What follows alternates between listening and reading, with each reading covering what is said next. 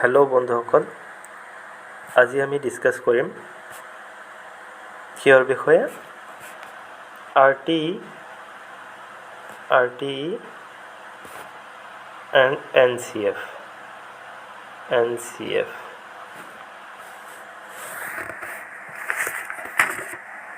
RTE মানে Right to Education and NCF মানে National Curriculum of Framework. So, welcome to my channel, Crack the Exam.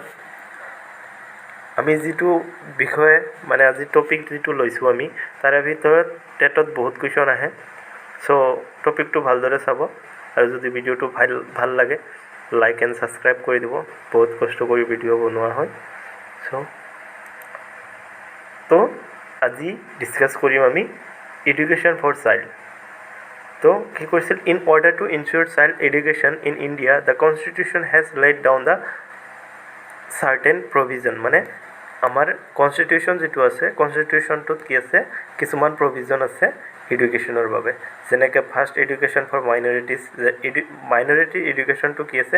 যে article যিটো 30 আছে, article 30ৰ মতে আমাৰ ইণ্ডিয়ান কনষ্টিটিউশ্যন মতে আমাৰ যিটো মাইনৰিটি কমিটি আছে, মানে মাইনৰিটি কমিউনিটি যিটো আছে, যিটো মাইনৰিটি আছে, সংখ্যালঘু মানুহ আছে, সিহঁতে নিজৰ কালচাৰেল এণ্ড এডুকেশ্যনেল ৰাইট আছে। সিহঁতে যাতে নিজৰ কালচাৰ আৰু সেইটো বচাই ৰাখিবৰ কাৰণে সিহঁতে নিজাববীয়াকৈ এটা ইনষ্টিটিউশ্যন বা কলেজ খুলিব পাৰিব, সেইটো সিহঁতৰ ওপৰত ডিপেণ্ড। দেন ছেকেণ্ডটো হৈছে এডুকেশ্যন ফৰ উইকাৰ ছেকশ্যন, যে আমাৰ সমাজত এনেকুৱা মানুহ আছে যিয়ে মানে পইচা পাতি নাই, উইকাৰ ছেকশ্যন মানে পইচা পাতি বহুত কম, পঢ়িবৰ কাৰণে পইচা পাতি নাই। চ' সিহঁতৰ কাৰণে আমাৰ আৰ্টিকল আছে, আৰ্টিকল 15, 17 আৰু 46। এইটো আমাক কি কৰে? ছেফগাৰ্ড প্ৰভাইড কৰে এডুকেশ্যনৰ ইণ্টাৰেষ্টৰ কাৰণে।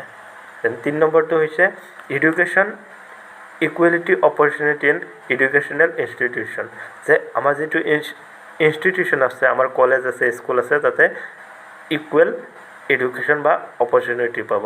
যে জেনেৰেল কেটেগৰী এটা যেনেকুৱা অপৰচুনিটি পাইছে, সেনেকুৱা ST বা SCও ছেম অপৰচুনিটি পাব।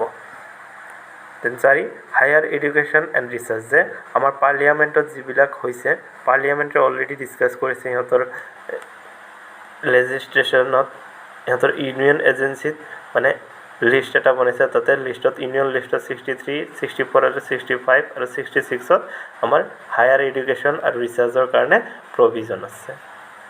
চ' নেক্সট আমি কথা পাতিম RTE, ৰাইট টু এডুকেশ্যন 2009। চ' এইটোত কি হৈছিল? যে 2002 চনত আমাৰ কি সংবিধানটো সংশোধন হৈছিল। কোনটো সংশোধন হৈছিল? 86 এমেণ্ডমেণ্ট, মানে 86 যিটো সংশোধন হৈছিল, সেইটো সংশোধনত কি কৰিছিল? যে আৰ্টিকল 21A2 এড কৰিছিল, যিটো নেকি কনষ্টিটিউশ্যনেল এটা হৈ গৈছিল। এইটো ফাণ্ডামেণ্টেল ৰাইট হিচাপে ধৰি লোৱা হৈছিল, যে ৰাইট টু এডুকেশ্যন। ইয়াত কি দিছিল? যে provide a compulsory education and free education for the children in the age group of 6 to 14, যে 6ৰ পৰা যাৰ 14 বছৰ বয়স হয়, সিহঁতৰ এটা কি ফ্ৰী আৰু কম্পালচৰি এডুকেশ্যন হ'ব লাগে। যে RTE 2009ৰ ফিচাৰ্ছবিলাক কি কি আছিল আমি চাম। যে RTE 2009তো আহিছিল, এইটো ইনেক্ট হৈছিল আপোনাৰ 2010ৰ কি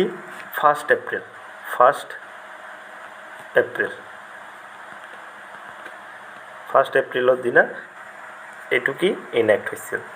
চ' ইয়াৰ ফিচাৰ্ছবিলাক কি আছে? যে it provide primary education to all children, মানে 6 বছৰৰ পৰা 14 বছৰ যিমান ছাত্ৰ ছাত্ৰী আছে, সিহঁতৰ এটা প্ৰাইমাৰী এডুকেশ্যন হ'ব লাগিব।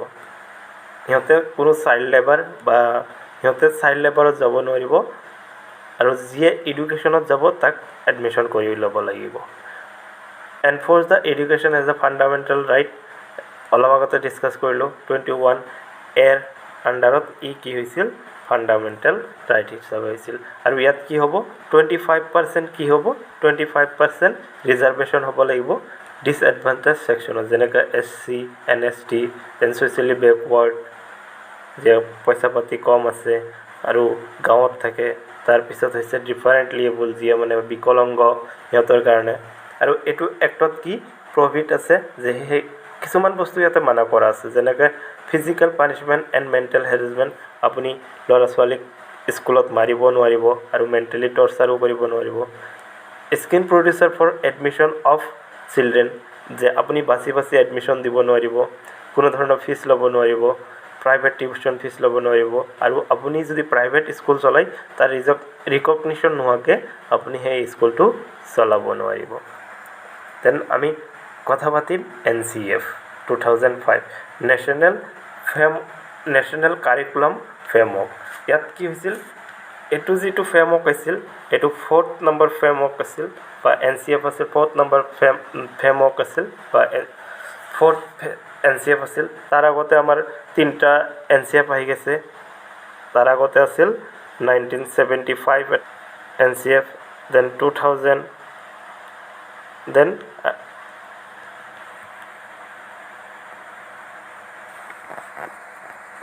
আহিছে 2005 NCF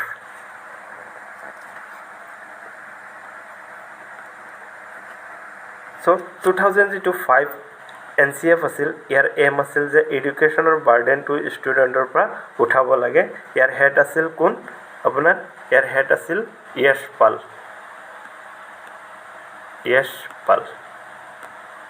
এওঁ আছিল হেড ইয়াৰ ওপৰত কুৱেশ্যন আহে যে NCFৰ হেড কোন আছিল এইটো কি হয় এটা ডকুমেণ্ট হয় seek the present framework within the which school and teachers can select any plain exercise they feel the all children should have যে এইটোৰ থ্ৰু দি আপোনাৰ NCFৰ থ্ৰু দি এনেকুৱা হ'ব লাগে যাতে চাইল্ড চেণ্টাৰ্ড এডুকেশ্যনটো হয় যাতে যিটো ল'ৰা ছোৱালী আছে তাক চেণ্টাৰত ৰাখি পেলাই এডুকেশ্যনটো দিয়া ইয়াৰ ফিচাৰকেইটা হৈছে যে অনলি কিতাপৰ নলেজটো দিলে নহ'ব বাহিৰৰ দুনিয়াৰ নলেজো ল'ৰা বা ছোৱালীজনীক দিব লাগিব ইয়াৰ 5টা ফিচাৰ আছিল দেন ছেকেণ্ড ফিচাৰ হৈছে ensuring the student do not just learn mathematically without thinking এনেকুৱা কৰিব নালাগে যাতে ষ্টুডেণ্টটো অনলি মুখস্থ মাৰে যাতে একো বুজি নাপায় ই ভাবিব বা একো নোৱাৰে চ' এডুকেশ্যনটো এনেকুৱা হ'ব লাগিব যাতে ল'ৰা ছোৱালীটো নিজৰ এটা যুক্তি সহকাৰে পঢ়িব পাৰে আৰু ইয়াক টেক্সট বুকৰ বাহিৰৰ বস্তু দুনিয়াৰ বস্তু ইয়াক বুজাব লাগিব বা শিকাব লাগিব আৰু ইয়াক কি হ'ব দেন 4 নম্বৰটো হৈছে যে ক্লাছৰুমত ইয়াক পৰীক্ষা ল'ব লাগিব আৰু ক্লাছৰুমৰ পঢ়াটো ইমান ফ্লেক্সিবল বনাব লাগিব যাতে চবে বুজি পায় আৰু 5 নম্বৰটো হৈছে যে আমাৰ ডেম'ক্ৰেটিক যিটো পলিটি আছে আমাৰ পলিটিত কি হৈছে দুনিয়াটোত